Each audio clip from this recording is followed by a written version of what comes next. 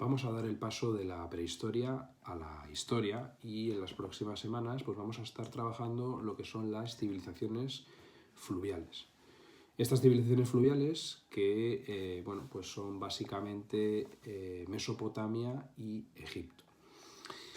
En primer lugar, lo que vamos a trabajar en esta unidad que se refiere a Mesopotamia, pues vamos a ver un poco cómo aparece la escritura. Vamos a ir viendo diferentes aspectos de las civilizaciones y de los imperios que se van a ir creando. Y bueno, luego nos vamos a centrar en lo que sería Mesopotamia. Dentro de Mesopotamia pues vamos a trabajar lo que sería la localización, lo que sería unos breves apuntes históricos, cuestiones referentes a la sociedad, cómo se estructuraba y demás, las actividades económicas, la religión, la cultura y también una parte importante como es el arte.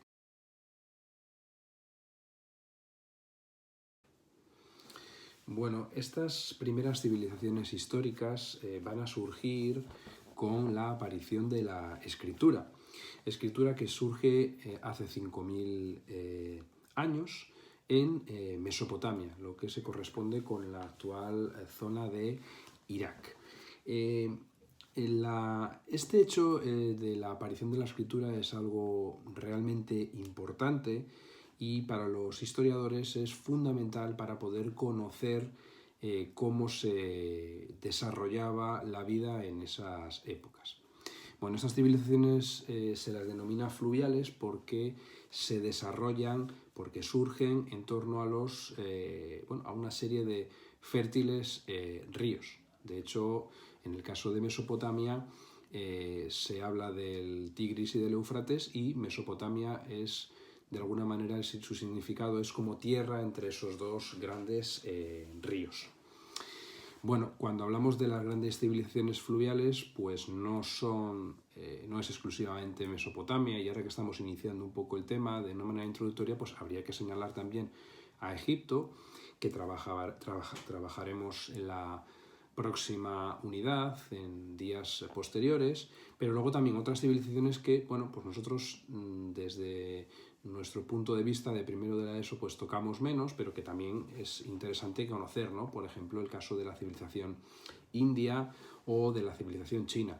Esto lo podéis vosotros comprobar en el libro de texto, en el apartado 1, en la página 199, y ahí os aparecen un mapa donde se recogen esas primeras civilizaciones fluviales, ¿no? De oeste hacia este, Egipto, Mesopotamia, India y China.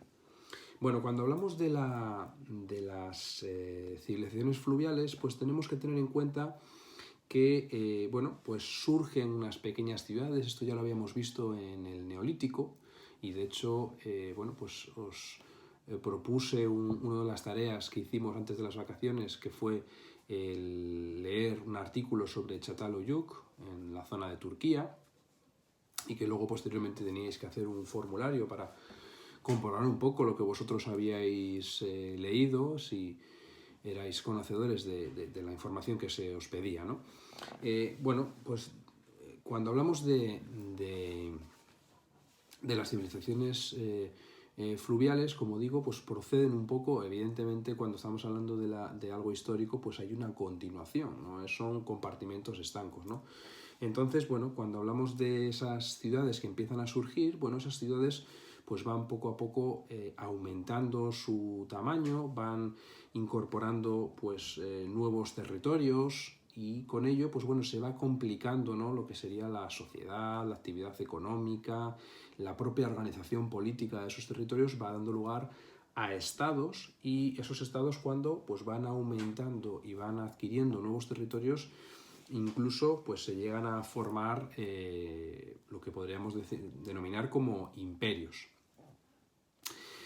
Todo ello, en definitiva, lo que lleva a cabo es una serie de cambios políticos, ¿no?, por ese aumento de la complejidad de la organización, ¿no?, porque estamos hablando de territorios pues más amplios.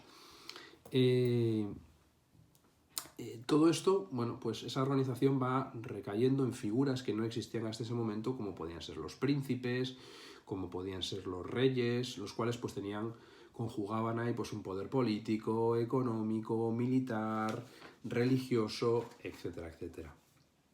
Bueno, cuando hablamos de las primeras civilizaciones fluviales, bueno, pues hay que señalar que hay una serie de cambios también relacionados pues con la economía, cambios sociales, cambios culturales. Bueno, cuando hablamos de la economía, pues tenemos que tener en cuenta que, bueno, aunque siguen siendo básicamente agrícolas o agroganaderos, recordar que ya en el Neolítico surgía la agricultura y la ganadería, ya no solo eran depredadores o cazadores o recolectores, pero también va surgiendo pues, bueno, una serie de nuevos oficios, ¿no? Pues alfareros, tejedores, orfebres, canteros, etcétera, etcétera. Y bueno, del surgimiento de todos estos utensilios, de todos estos productos, pues lo que va derivando es una nueva actividad que se va potenciando, como es el comercio, ¿no? Los intercambios comerciales.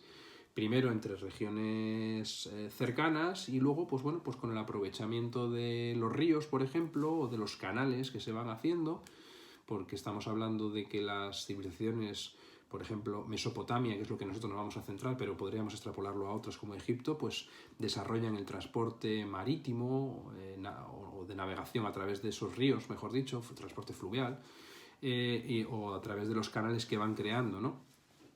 Entonces, bueno, todo ello pues da una serie de cambios importantes desde el punto de vista económico, pero también hay cambios sociales, ¿no? Porque las sociedades cada vez se hacen más complejas, empieza a haber diferenciaciones entre parte de la sociedad que tiene una mayor riqueza, que tiene un mayor prestigio social, un mayor poder y, bueno, pues esa minoría privilegiada que son los que aglutinan el poder, ¿no? Donde se encuentra el rey, los altos funcionarios, jefes militares, sacerdotes, ¿vale?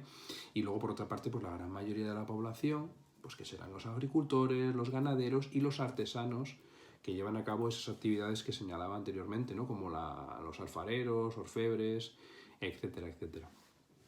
Luego también hay otra serie de cambios pues desde el punto de vista cultural, de la ciencia, se potencia, por ejemplo, el arte, ¿no? Con las construcciones de grandes edificaciones, palacios, templos, tumbas, situaciones que previamente no se habían llevado a cabo, ¿no? En otras épocas anteriores, en épocas prehistóricas.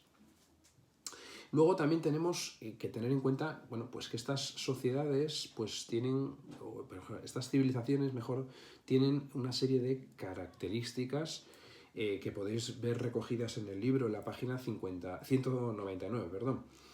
Bueno, se caracterizan por tener un poder político fuerte, es decir, hay un rey o un emperador que aglutina todo el poder y que de alguna manera, bueno, pues es el que dicta las leyes, las normas y que manda pues sobre el ejército y que además pues también tenía un papel importante en la religión, una religión que en esos momentos de la historia pues tenía mucho peso en la sociedad. Además ese rey o ese emperador pues se va juntando, va creando una serie de altos funcionarios que le ayudan en la administración de ese estado, de un ejército para proteger el territorio de otros enemigos. Luego decíamos que era una sociedad, anteriormente señalaba que era una sociedad que se iba haciendo cada vez más compleja, ¿no? Y era una sociedad, pues como hemos dicho, una sociedad jerarquizada entre un grupo minoritario de poderosos, de ricos, y bueno, que son los que tenían las tierras, las propiedades, etcétera, y luego una mayoría, pues que eran los agricultores que señalaba anteriormente, los ganaderos, los artesanos, los cuales pues de alguna manera estaban sometidos, ¿vale?, a esos poderosos. Y bueno, otra de las características también tenemos que tener en cuenta es que es una época de construcción de grandes obras. Esas grandes obras tenemos que ponerlas en el contexto histórico en el que estamos hablando, ¿vale? O sea que no son exactamente las mismas, digamos, la misma magnitud, el mismo tamaño, la misma importancia que pudieran tener en la actualidad, pero son grandes obras como pueden ser templos, hemos dicho, como pueden ser tumbas, como pueden ser palacios, como pueden ser canales, algo que es muy importante para la comunicación de estas civilizaciones. no solo para el trasiego, para el paso de barcos, sino también como medio para poder llevar agua a otros territorios del imperio o del estado que tenían menores reservas de agua, ¿vale? Todo ello, pues por ejemplo, para poder regar los cultivos, para poder dar de beber al ganado, para poder beber propiamente la población. Bueno, esto es un poco la situación que tenemos de partida en estas primeras civilizaciones históricas, ¿vale? Ya digo que nosotros nos vamos a centrar en esta unidad en Mesopotamia, pero gran parte de estos rasgos, de estas características, son compartidas por otras civilizaciones fluviales del momento, como hemos dicho, Egipto, que nosotros lo vamos a trabajar con más desarrollo en la siguiente unidad, en el siguiente tema, pero incluso otras civilizaciones que nosotros pues bueno, estamos citando ahora en esta parte introductoria del tema, como pudiera ser la civilización india en torno al río Indo y el Ganges, o la civilización china en torno al río Yangtze o Huanghe, que también pues, tienen gran importancia en este momento.